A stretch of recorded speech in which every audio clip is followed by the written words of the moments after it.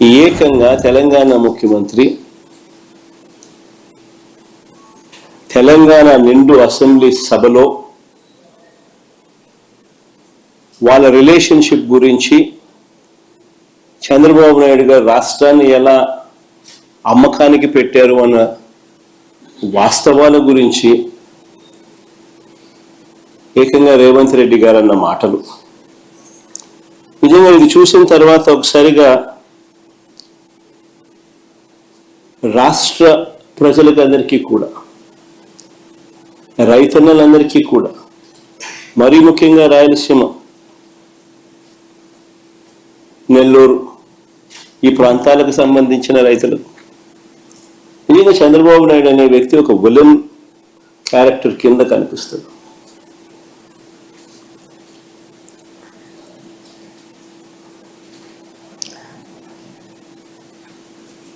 ఆ కుర్చీలో చంద్రబాబు నాయుడు గారు ముఖ్యమంత్రిగా కొనసాగుతూ తన సొంత రాష్ట్రాన్ని ఏ రకంగా తాకట్టు పెట్టాడు,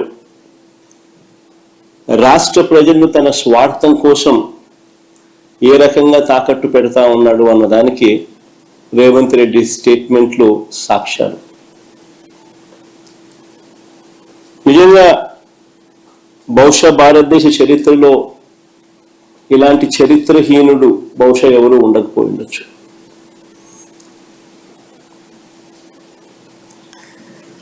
చంద్రబాబు నాయుడు గారు, ఆయన ఇరిగేషన్ మంత్రి ఇద్దరూ కూడా తెలంగాణ ముఖ్యమంత్రి అన్న మాటలను ఖండిస్తారు అని చెప్పి అందరం కూడా ఆశించాం. ప్రతి రైతు కూడా ముఖ్యమంత్రి ఈ స్థాయికి దిగజారిపోడు అని చెప్పి రైతు కూడా ఆశపడ్డాడు. కానీ ఆశ్చర్యం ఏమిటంటే చంద్రబాబు నాయుడు గారు తన ఇరిగేషన్ మంత్రితో తాను మాట్లాడించిన మాటలు, చంద్రబాబు నాయుడు గారు మాట్లాడుతూ ఉన్న మాటలు చూస్తే రాయలసీమ లిఫ్ట్ ఇరిగేషన్ స్కీమ్ అవసరం లేదు అంటూ వీళ్ళు మాట్లాడుతూ ఉన్న మాటలు చూస్తే రేవంత్ రెడ్డితో చంద్రబాబు నాయుడు గారికి ఉన్న రహస్య ఒప్పందానికి అధికార ముద్ర వేసినట్టే. కరెక్ట్గా రేవంత్ రెడ్డి కూడా ఇదే మాట్లాడాడు.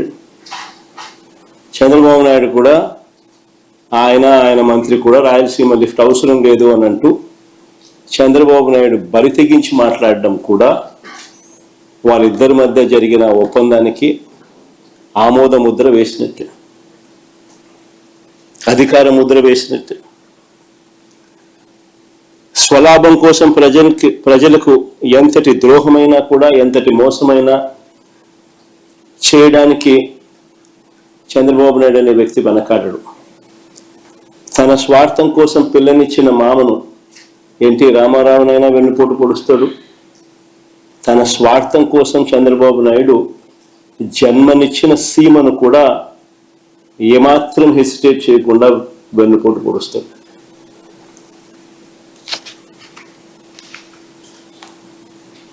నిజంగా రాయలసీమ లిఫ్ట్ అన్నది ఒక గొప్ప ఆలోచన, ఒక గొప్ప ఉద్దేశం ఈ రాయలసీమ లిఫ్ట్ ప్రాజెక్టు వెనకాల ఉన్నమాట.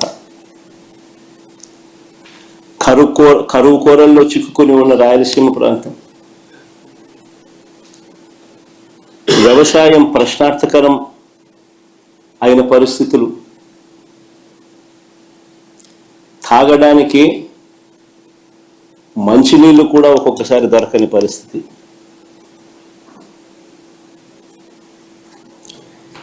ఇలాంటి ప్రాంతానికి ఈ రాయలసీమ లిఫ్ట్ అన్నది ఒక ఇన్సూరెన్స్ పాలసీ మాదిరి.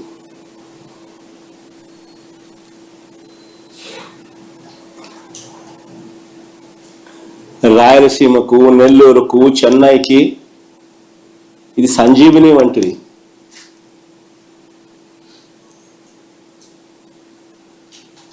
ఒకసారి వివరాలు చెప్తాను. అసలు అందరూ కూడా ఆలోచన చేయమని చెప్పి కోరుతా ఉన్నాను. ఎందుకనంటే ఇది ఆలోచన చేయదగ్గ అంశం కాబట్టి. శ్రీశైలం ఫుల్ కెపాసిటీ లెవెల్ 885 అడుగులు. శ్రీశైలం నుంచి రాయలసీమకు, నెల్లూరుకు, చెన్నైకి నీళ్లు ప్రవహించే పోతిరెడ్డిపాడు హెడ్ రెగ్యులేటర్ సిల్ లెవెలే, అంటే బాటమ్ మోస్ట్ లెవెల్ సిల్ లెవెలే 841 అడుగుల్లో ఉంది. సిల్ లెవెలే. ప్రస్తుతం ఉన్న పోతిరెడ్డిపాడు హెడ్ రెగ్యులేటర్ డిజైన్ చూస్తే పోతిరెడ్డిపాడు నుంచి ఫుల్ డిశ్చార్జ్ కెపాసిటీ 44 క్యూసెక్ల నీళ్లు కిందికి రావాలి అని అంటే నీళ్లు శ్రీశైలంలో 881 అడుగులు ఉంటే తప్ప ఫుల్ డిశ్చార్జ్లో 44,000 క్యూసెక్స్లు డిశ్చార్జ్ కిందికి రావు. నీళ్లు 841లో కేవలం 2,000 క్యూసెక్లు డిశ్చార్జ్ మాత్రమే బయటకు వస్తాయి. 854కు పోతే కేవలం 7,000 క్యూసెక్లు మాత్రమే డిశ్చార్జ్ బయటకు వస్తుంది. పోతిరెడ్డిపాడు ఫుల్ డిశ్చార్జ్ కెపాసిటీ 44,000 క్యూసెక్లు బయటికి రావాలి అని అంటే 881 అడుగులకు పోతే నీళ్లు ఉంటేనే సాధ్యపడుతుంది. Srisailam full capacity level 885.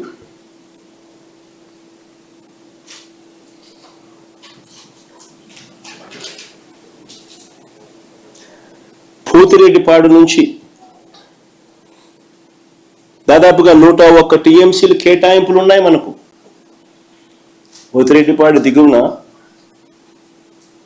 Pothireddypadu నుంచి 101 టీఎంసీల కేటాయింపులు ఉన్నా సరే గడచిన 20 సంవత్సరాలలో కేవలం 3-4 సార్లు మాత్రమే కేటాయించిన మేరకు నీళ్లు కిందికి వచ్చాయి.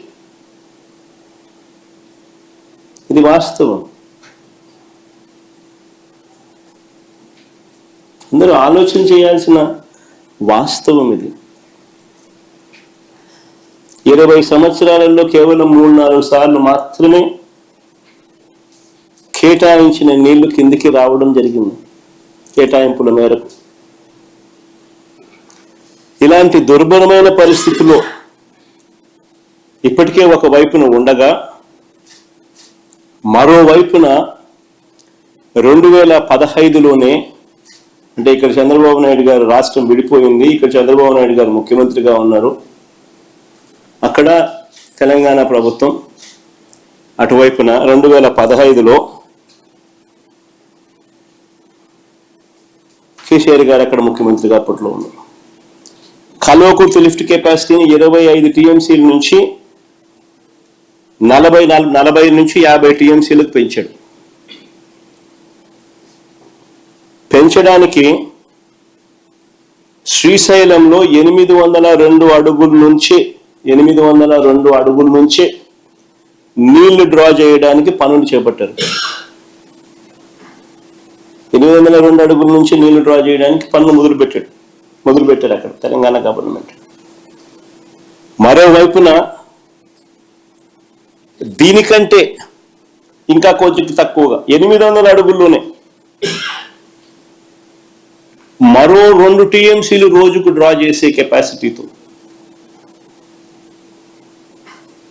పాలమూరు రంగారెడ్డి దిండి ప్రాజెక్టు పనులు కూడా మొదలుపెట్టారు.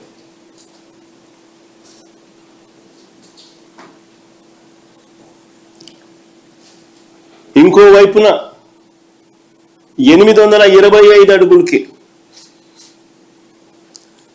ఎస్ఎల్బిసి నుంచి మరో 40 టీఎంసీలు తీసుకెళ్లే నిర్మాణ పనులు కూడా ఒకవైపున సాగుతా ఉన్నాయి.